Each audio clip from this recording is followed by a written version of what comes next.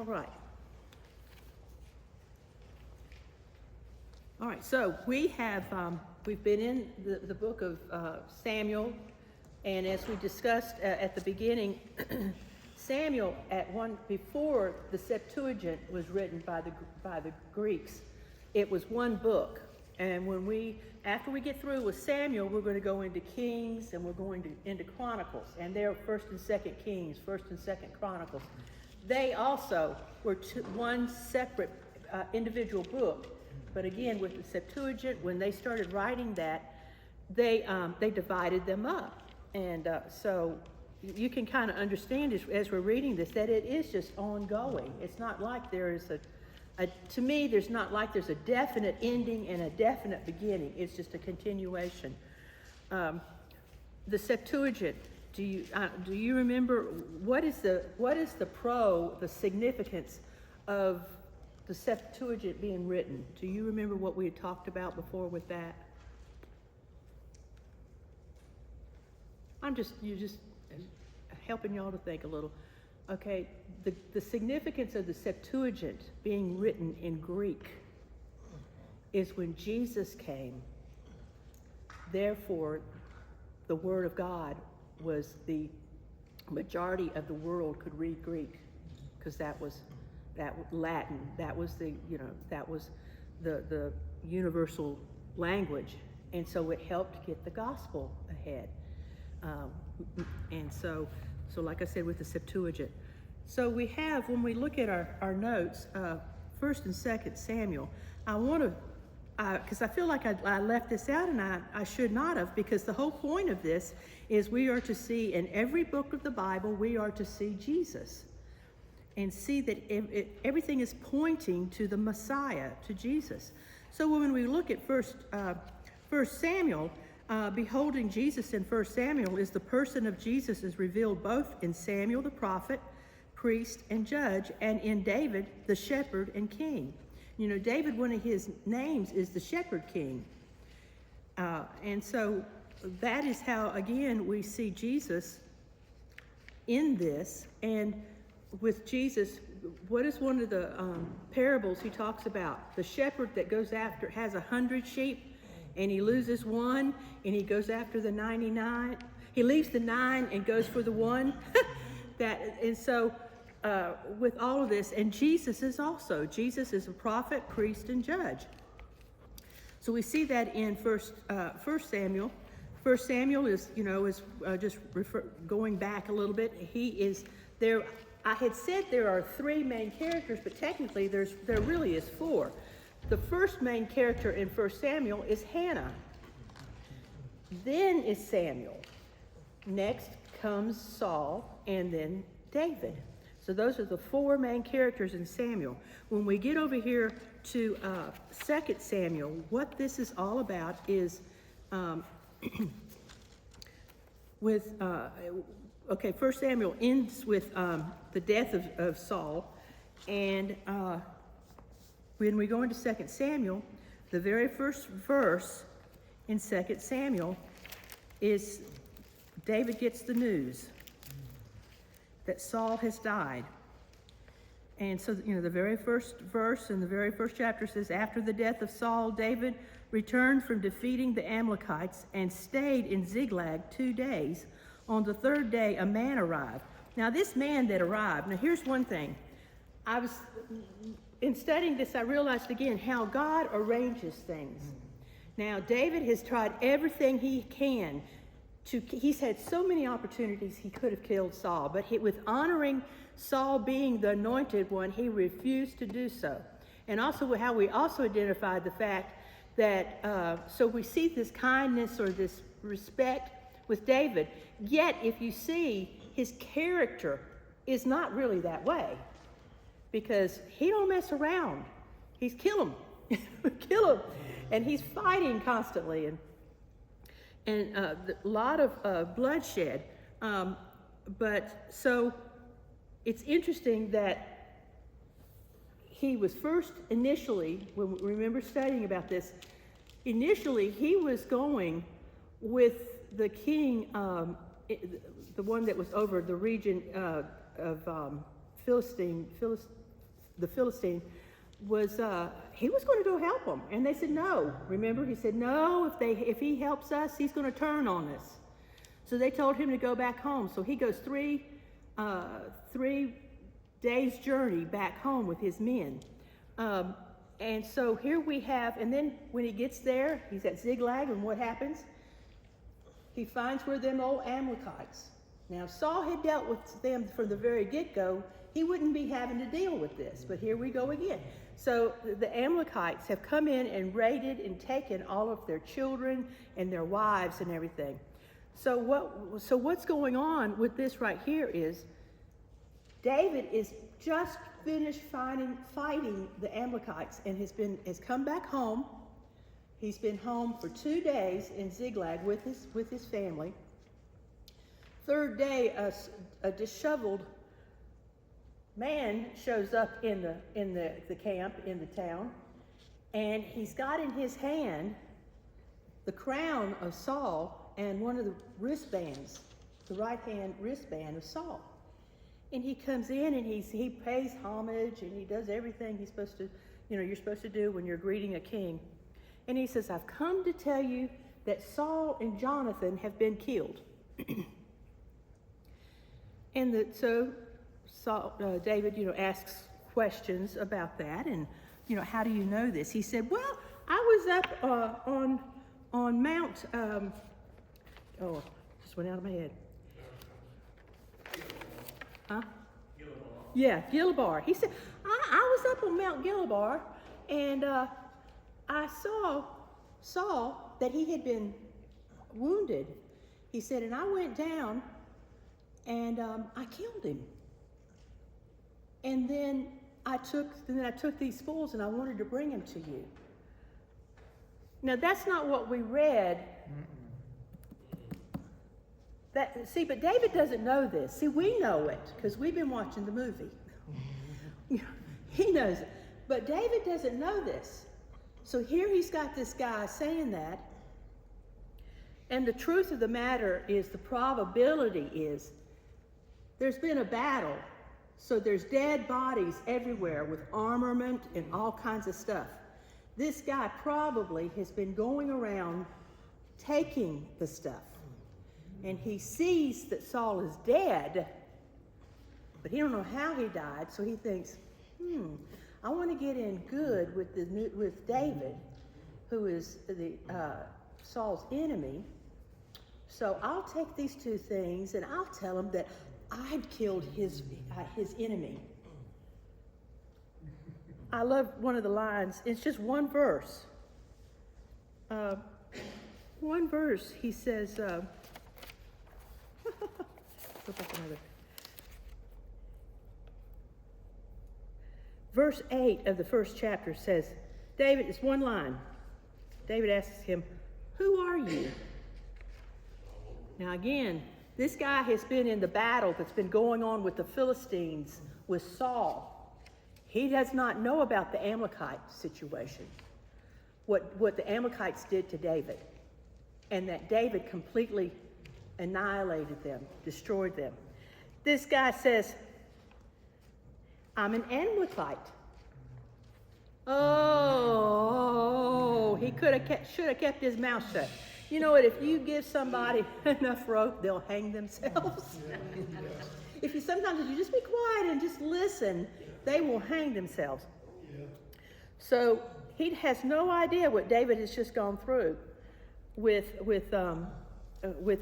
his family and the attack.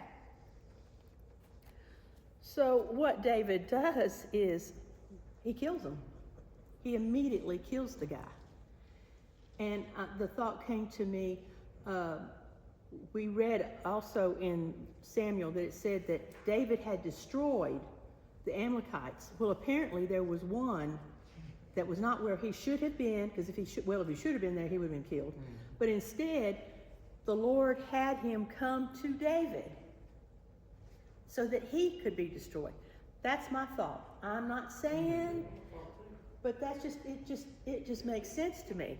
Because see, with all of this, folks, we have to realize God is orchestrating just like playing chess, a chessboard. He's making the moves. And so, like I said, they kill him. And then David goes through a lamenting over the death of Saul and Jonathan. And again, like I said, the controversy is 1 Samuel 31, 3 through 6 is the version where Saul kills himself.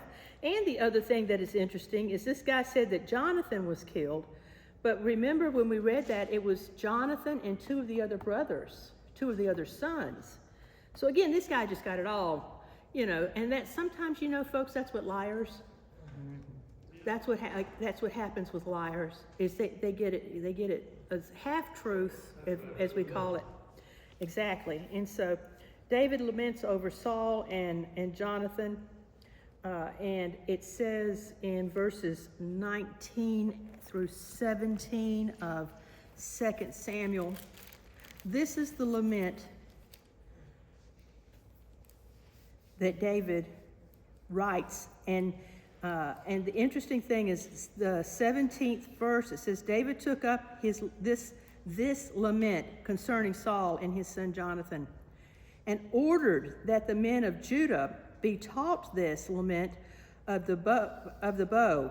And it's got in parentheses, in my Bible, it says, it is written in the book of Jasher. Now, when we were doing Genesis and Exodus, I made lots of references to the book of Jasher. And when I saw this, I thought, what? I don't remember the Jasher going that far into history. Well, guess what happened? We lost so many treasures when the temple was destroyed in 70 AD. So many scrolls were burned. And that's what the thought is the book of Jasher is one of those that we lost with all of that occurred. But again, I just want to point out, because some folks are sort of like, bless God, all we need is the 66 King James Version. And it's, if it was good enough for Jesus, it's good for me. And so anyway, just this book of Jasher. And so this is the lament, and it says, your glory, and this I'm reading out of the NIV, your glory, O Israel, lies slain on your heights. How the mighty have fallen. Tell it not in Gath, proclaim it not in the streets of Ashkelon, lest the daughters of the Philistines be glad, lest the daughters of the uncircumcised rejoice. Let me see, how far am I supposed to go down?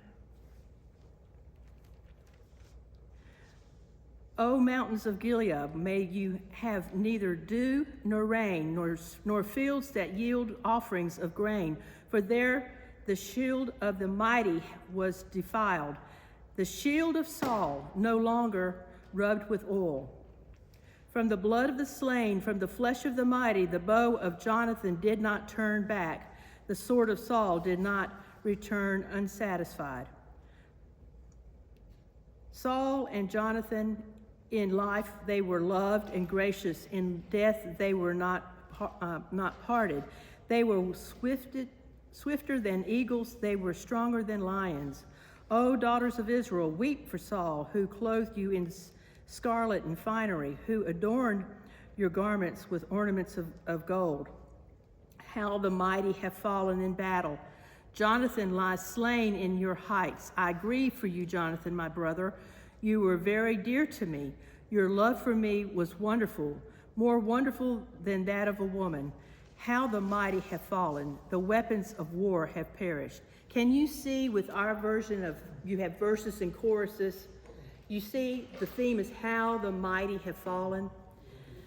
This is, when I'm reading this again and him talking about his love for Jonathan, remember I mentioned this last week, the fact that David had been rejected since birth by men in his life, father images, and he was constantly looking for a father image. He was rejected by his father, and also, not only that, but he was rejected by his brothers, too. Because again, when he went to see what was going on with the battle, because Daddy sent him, one of them says, "What are you doing here? You're being nosy." You know, critical of him. Did not Jesus, do you realize that Jesus, his half-brothers, rejected him as well? Now, some of them did come to him, but initially they thought, yeah, who do you think you are? You say you're God the Father is your father? I've seen you when you spilt milk. I've seen you when you tripped and fell. You know, I've seen all of this. And you think you are him? You're the Messiah? So here, see the parallel with David and Jesus with this? And so, and again, you know, then we know the second was with Saul. And I mean, my goodness, David killed Goliath, which was bad. And he also was responsible for when the evil spirit would come on Saul, that his playing, his harp music would calm Saul down. And yet Saul, he turned on him. So then, after all, like we said, all of this, then Achish, I believe is the name of the Philistine. He allowed David and his men to come in sanctuary because he knew Saul would not come to him in the Philistine area. And he beloved him and was devoted to him. And then he turned on him. So here we've got him saying again this fact with Jonathan. See, so Jonathan was like a brother that he never had. And, you know, they had a really tight relationship. And so again, he's lamenting on this. And what's interesting is the fact that it was, as it said, it was required or commanded that while the military, the soldiers are practicing their bow, that they're to say this. A word for us would be a cadence. You know, with it being this past weekend being Memorial Day, on Facebook, I had in my feed was an example of all four of the branches, the various cadences. And so they had the Marines, and then they had the Army, and then they had the Navy, and then they had the Coast Guard, and the Air Force. Okay, so 5. And the various things of the cadences. And Ken, what is the benefit of that? Especially when you're marching, what is the benefit of doing cadences in the military? Would you say? Yeah. Yeah. And it's just exact, yes. And so, like I said, this lament, that was what they were required to do. And so we've got that. So that's the first chapter. The second, we're going to go through 4 chapters tonight. By the way, we're going through 4 chapters tonight. So, I mean, and it's funny, it's like I said, I know but listen, there's something about David. Oh, I have so many messages are in David. Oh my goodness. And so that's why I want to talk a little more about it, and also the parallel hit with Jesus and the fact that Jesus is in the lineage of David. And so anyway, so we're into the second chapter now. So when David was about, I believe it was when he was about 13, between 13 and 15, is when he was anointed by Samuel. Well now, and that was done privately with his family. Well now, Saul is dead. What are we going, we need a king. We need another king. So in front of, and the second chapter is about David being anointed king over Judah. And so this occurred. So anyway, so let me go back a little bit. So David, he asked the Lord, what shall I do? And the Lord said, go up. And where shall I go? And he said, go to Hebron. Hebron at the time was the capital. And so he went up to Hebron. And David, it says David went up with his, at this point, right now, he's got 2 wives.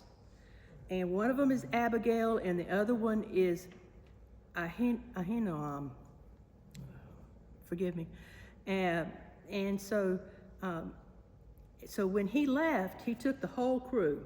He took all the men and everything, and they moved, because one of the things, again, they are in Philistine territory, and Saul lost that battle. So the Philistines took a lot of land back that had been given to the Jewish people, to the nation of Israel. So they went back. Let's see.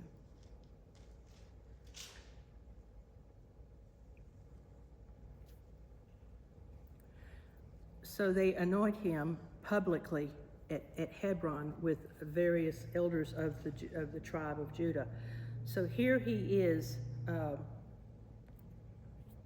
He's got Judah and Simeon, but that's the only tribes he has.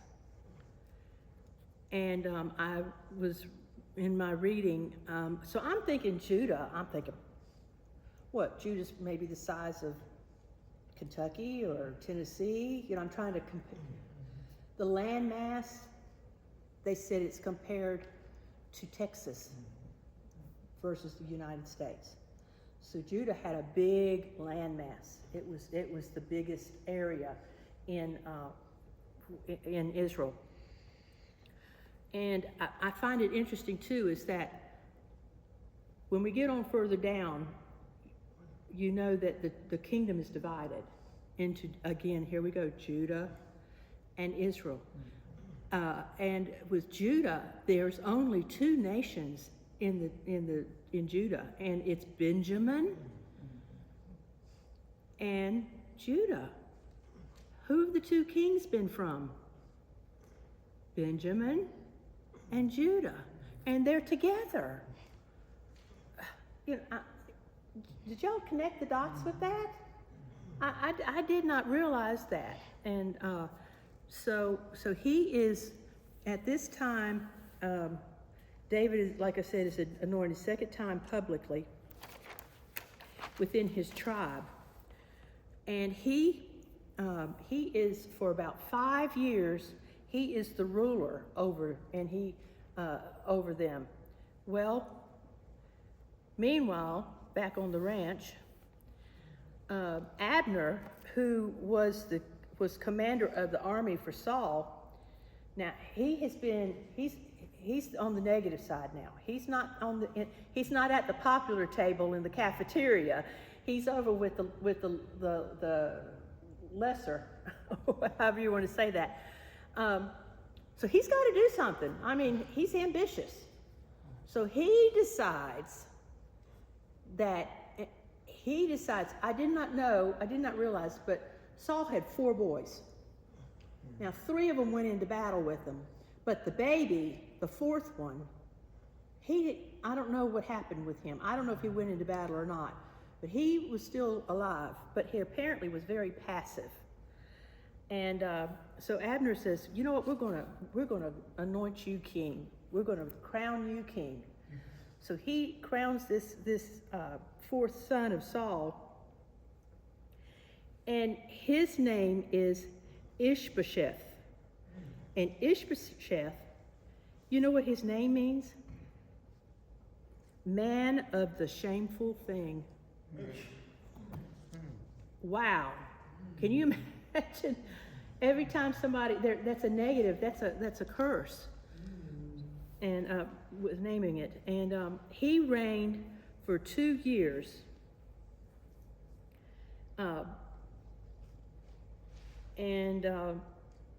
There was, so for 2 years he's reigning, but really he's like a puppet. He's very passive, and so really Abner is the one in charge.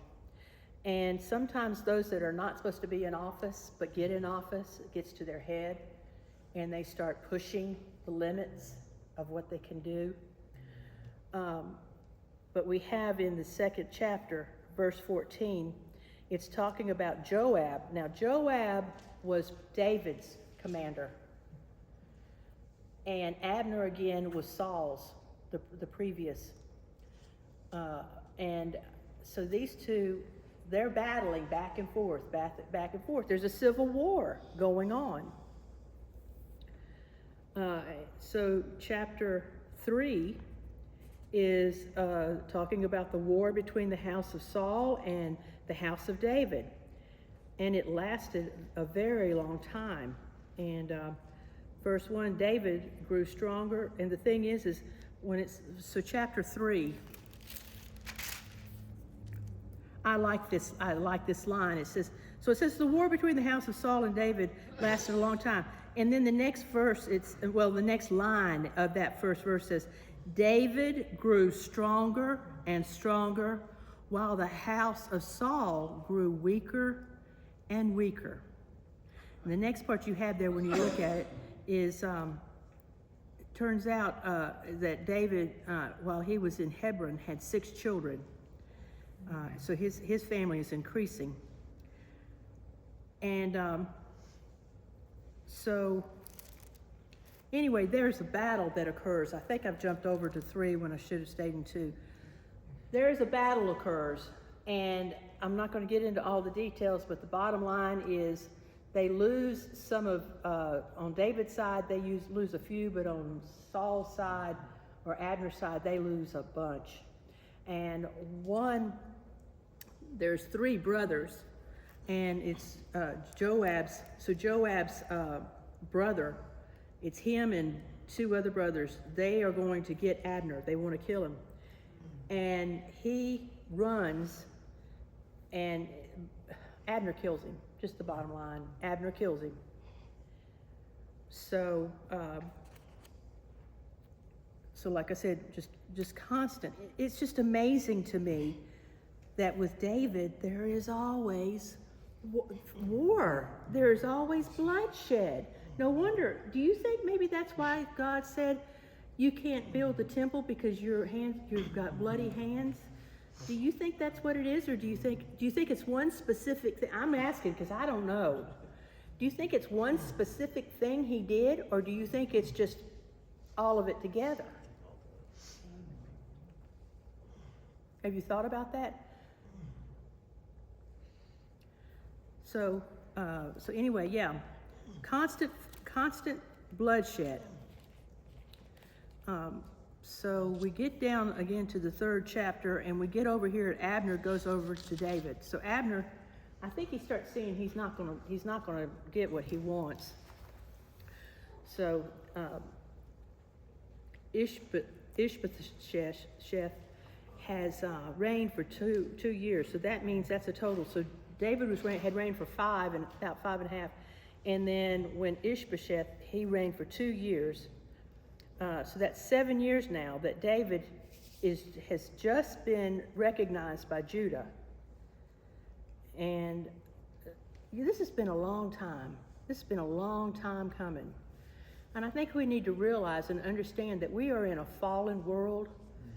And though the Lord has promised us things, folks, most of the time you got to fight for every inch. You've got to stand your ground. Now, I know the Lord is fighting our battles, but the mind, a lot of times, the warfare is in the mind. And so nothing, just because you get blessed, there's always something to it. And I don't think, some people may be upset and say, this is such a cruel God, but listen, we are in a fallen world. All right? There was a lease given to Adam for this world, and he sold his birthright, or he handed over his birthright to Satan. Satan still has that lease, folks, and he will till Jesus comes back as the Lion of Judah. So nothing is completely easy, and it's not because that God is bad, it's because it is what it is. Ma'am? We do. We do. And so anyway, finally, what happens here in the I believe it's the sixth verse. So Abner gets he gets a little full of himself, and he decides, well, the king's been dead for 5 years, And this lady named Rizpah, who was one of Saul's concubines, I guess she caught his eye. He's like, King's dead 5 years. He goes into bed and he sleeps with her. And it gets back to Ishbosheth that he's done that. Now, when someone does something, it's a sign of authority, to do that. And so that's why Abner did that. Again, he pushed and he pushed until he pushed too far. Ishbosheth confronted him about it, but Abner blows up and has a fit. And, a guilty dog will bark. And so he's making a big deal about this. I can't believe you think I would do that. What would make you think? You must be, I can just imagine. That's not what it says in here. That's Elizabeth Vootsauce's version of it. But, so he's upset about it. Well, the interesting thing, this just shows you how much of a spine Ishbosheth has. He is intimidated and didn't say anything else about it. Well, Abner's like, okay, fine. I think he's starting to see the writing on the wall. He decides that plan is not working, so he goes over to David and says, look, I want to come and be a part of you. And David says, okay, well, you can, but I've got a condition. Bring my first betrothed wife, Michal, back to me. I paid a price of 100 foreskins of Philistines. I want her back. Because they were in love at the time.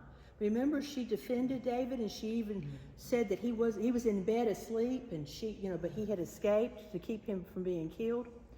Well, what Saul did is he gave her to someone else. So David has not had her all this time.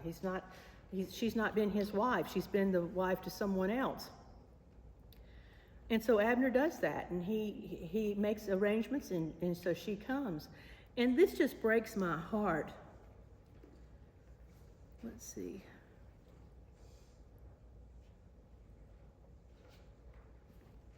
So Ishbosheth, so then David sends a message and says, give my wife Michal, whom I betrothed, I want her back. And so verse 15 of the 3rd chapter says, so Ishbosheth gave orders and had her taken away from her husband.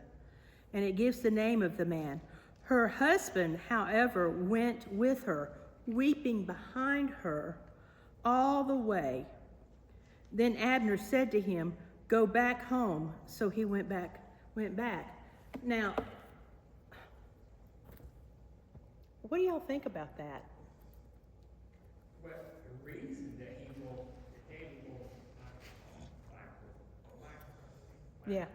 back was it only strengthened him. Yeah. It would strengthen him as king over Judah. Right. And over the Israelites. Yeah, that makes Because sense. it was in the line of Saul, Right. the first king. So that will always strengthen his kinship. Right. That's the only reason he wanted her back. It just kind of breaks my heart a little bit. I mean, this is if it was a movie, I would be crying with the Kleenex crying, and Greg would be rolling his eyes. but just that apparently they really did love each other. I don't know all the details. We can ask King David when we get to heaven about this. But the man, can you imagine? He's running after her crying. And I'm wondering can you imagine just like, let's say the day before or the week before, maybe they said, your dad's been gone for 7 years now and we've got a nice home and everything, but you know what? We don't have any little ones around. Let's start having a family. And she says, oh yeah, I'm just imagining. Oh yes, let's have a family. And then the next thing she knows, they're coming knocking on the door saying, you going back to David, and so anyway, so like I said, it's just sad. It's just sad to me. But Saul didn't allow him to marry her because he was so angry with David. He didn't like David, so he forbidden her to marry him. They were going to get married. He loved her. But Saul didn't allow it because he didn't like David. Yeah. And you know what? It just shows the ripple effect. When something happens, there's a ripple effect. You think it's only affecting one person, but it's affecting other people. And let me say that's a negative. Yes, that's a con, but here's a pro. When you bless someone, when you do something to bless them, to encourage them, it's the same ripple effect. Amen. So then that happens. And then Joab, he's been carrying a grudge because his brother was killed by Abner. And all of this has happened when Joab has been out with some men fighting. He comes home and there's been a party and we've welcomed Abner to come in. And you know, it made me think of sort of like Ulysses S. Grant and Lee. What was his name again? I'm going blank. The commander of the Southern. Robert E. Lee. And I had to look that up. What happened to Robert E. Lee? And he got out of the army and he wound up being over a university. But it's sort of like the thing. There's only one Indian chief. Everybody, but there's only one. You can only have one. Can't have two. Am I right or wrong, Ken? Yes, you're right. Exactly. So anyway, Joab, he takes matters into his own hands and he kills Abner. All right, so we've got that. So with chapter 3. And then chapter 4, Ishbosheth is murdered. And when that happens, when David finds out about that person, those two people that come in and kill him in his bed, he's asleep in his bed and they come and kill him. Again, David, there's just no second thought with him. You're dead. Take him out and kill him. Going into verse 4, when you get to chapter 4, verse 4, it says, it's mentioning about, it mentions just a little blib. It mentions Jonathan, son of Saul, had a son who was lame in both feet. He was 5 years old when the news came about Saul and Jonathan came out from Jezreel. His nurse picked him up and fled, but as she hurried to leave, he fell and became crippled. His name was Mephibosheth. So the reason why that little bleb is in there right now is because there was only two survivors, male survivors of Saul's, and one was this son Ishbosheth, and now Mephibosheth is now. So now Mephibosheth is the only one. But we'll read more about him later. Okay, so we talked about First and Second Samuel. We talked about 1 Samuel. We talked about beholding Jesus in First. Did I mention what beholding Jesus in 2 Samuel is? I don't think I did. I'm gonna do it. I'm gonna repeat it if I did. Beholding Jesus in 2 Samuel. David is an important Old Testament type of Christ. Many of the promises made to David are fulfilled in Jesus. In the New Testament, Jesus is called the Son of David. That's in Matthew 21:9.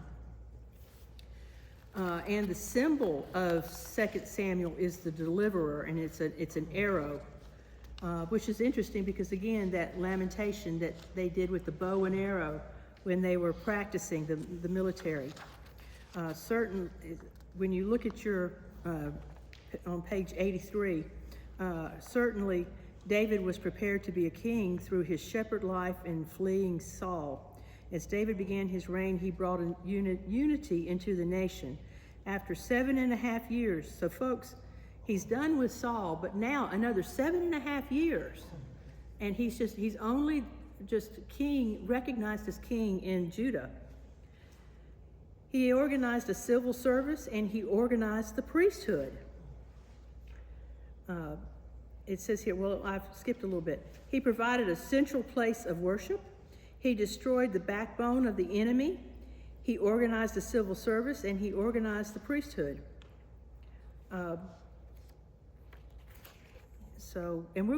We'll go through, so that was chapters 1 through 4.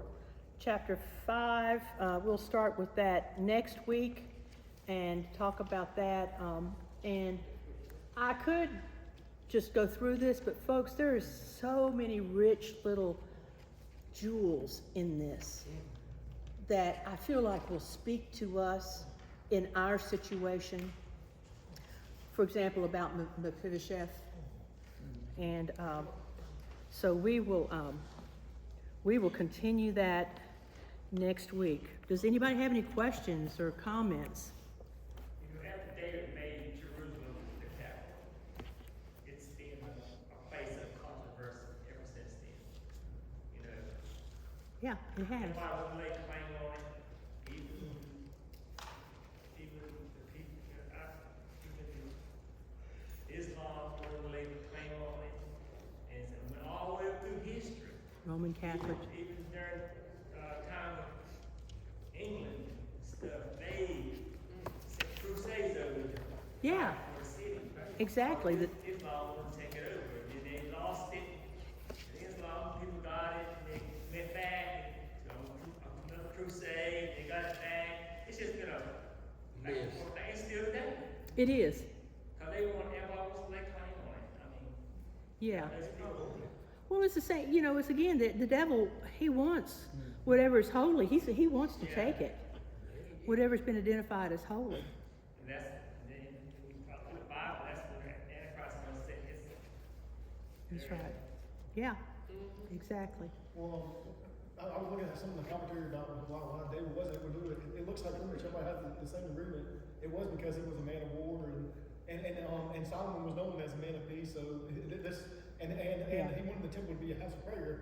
And if David does it, he got a reputation of being a man of war. Everybody might think, oh, this is just another place to battle. This is just another place to fight. Yeah. And Solomon comes in being a man of peace. Oh, this is a place we can go. We can find peace with God. Whatever we're dealing with, we can find that peace with God because Solomon had that reputation of having peace with God. Right. That's true, because when they carved and the stones, they were not done on site. They were done away because they did not want any sound or any trauma. Because when anything, if you're chiseling, it's trauma to the stone. And so, yeah, that makes sense. Jack, will you dismiss us? Lord, we thank you